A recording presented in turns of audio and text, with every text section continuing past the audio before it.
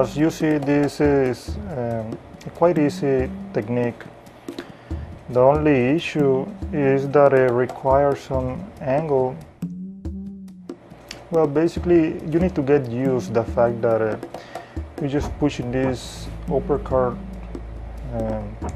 out jog towards the spectator. And the issue is that you need to wait.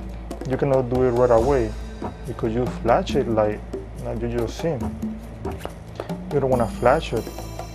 So what you need to do is wait until the card is towards the audience, or make sure it's about 90 degrees, the card. And you don't really want to, think about it, how far is too far. You just want to get used to it without even thinking. So I believe this is going to be the main issue, and the fact that you want to wait until the right angle without flashing the card. So even though this is a straight up view, you see is still flashing, you may want to tilt yourself from the view or from the spectator. This is going to help you a little bit more. It's going to give you a little bit more time. Okay. Now, two things. One is the card. You're just pushing the card out. You also want the second card to be completely square. Not to be also halfway. When I show it to the front like that. So it also helped me for an index to push it down so I can grab it again, which is going to be easier. Now it's going to be better if I move this double a little bit under. I try not to keep it too square up. You can do it a little bit under, below the deck of cards, and do the move. Now this sometimes the card is going to be a little bit in jog from the deck, but it doesn't really matter because the upper card is actually blocking the view, and instead of pushing the card to the front, you just push the deck to the back to square it. So it is going to end up like that. The audience is not going to notice this in-jog card, how much is from the top view. So you can just push the deck of cards with the index, and it's before you remove this card, of course, to put it in the middle. Now this technique is just going to be an extra plus, basically. It's not really a big deal. Just the fact, well, this is another issue. Even if it's just a little bit, it's still looking good, maybe you want to go for 1/3 or 1/4. You don't need to go halfway out, just like 1/3, 1/4. That's gonna be okay. It's just an extra visual effect, to the double leaf routines for any double leaf, Also this, as you notice, you don't want to throw the card like that.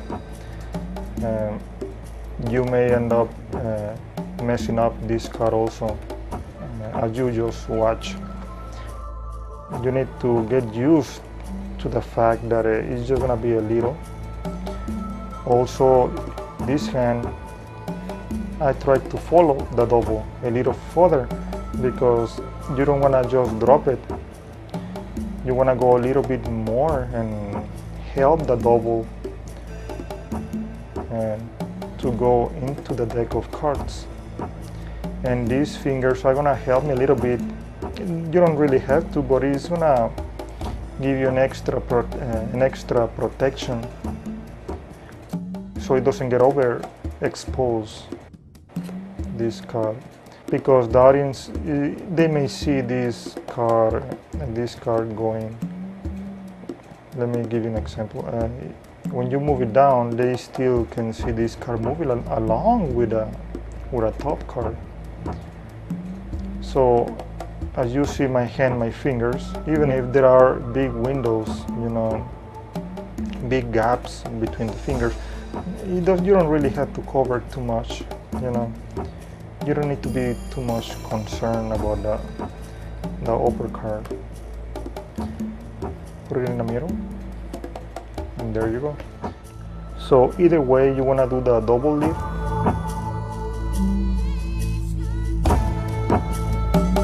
You can just do it, just make sure the pattern, it is pretty much the same, you know, for a before and after. Sometimes you want to do a double lift like that, and then proceed to the move, you know, like so, and that's gonna be okay.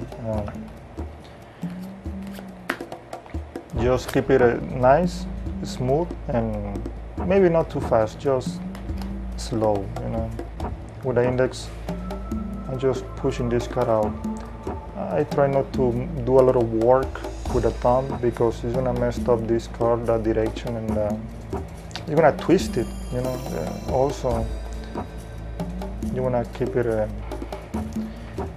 just the index finger moving so it doesn't disturb the direction of the upper card.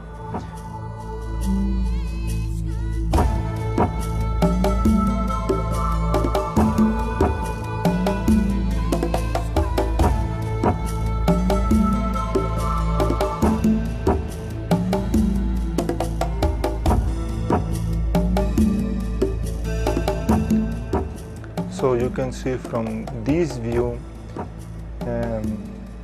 I jog the double, bring it back a little bit further down compared to the deck of cards, wait until it's square on 90 degrees from the deck of cards, and the main thing is just this edge, you know. You wanna wait until the edge get to the orange, in front of the orange view, put it on top, and proceed.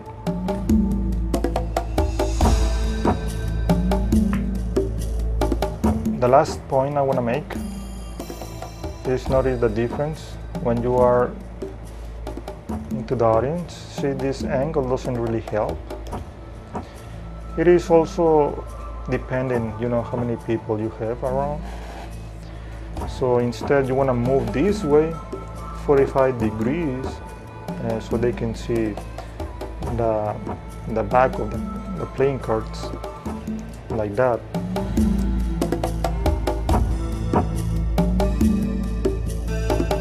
It's gonna give you a little bit more time, you know, because since you cannot start doing this move right away, you have half time